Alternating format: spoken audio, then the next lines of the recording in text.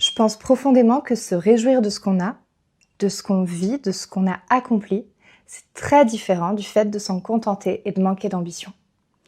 Je m'explique. En fait, j'ai rencontré trop de gens qui me disaient « mais tu voudrais pas plus ?» Et dans mon cas, c'est souvent un jugement de valeur. Et peut-être un tout petit peu de snobisme par rapport à mes choix professionnels. Genre tu voudrais pas tourner au cinéma ou tu voudrais pas être au théâtre.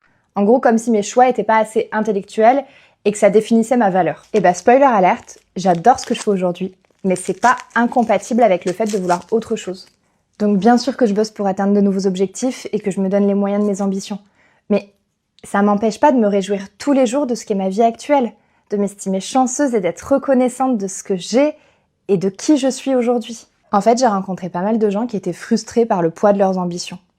Genre qui attendaient d'être parfaits avant de se lancer et puis qui, au final, se lançaient jamais. Ou des gens qui étaient déçus de pas avoir atteint leurs objectifs assez tôt et qui pensaient qu'ils avaient échoué avant même d'avoir commencé. Sauf que je reste intimement persuadée qu'on attire l'énergie qu'on dégage. Et que quand tu deviens reconnaissant du présent, toutes les portes vers tes ambitions finissent par s'ouvrir.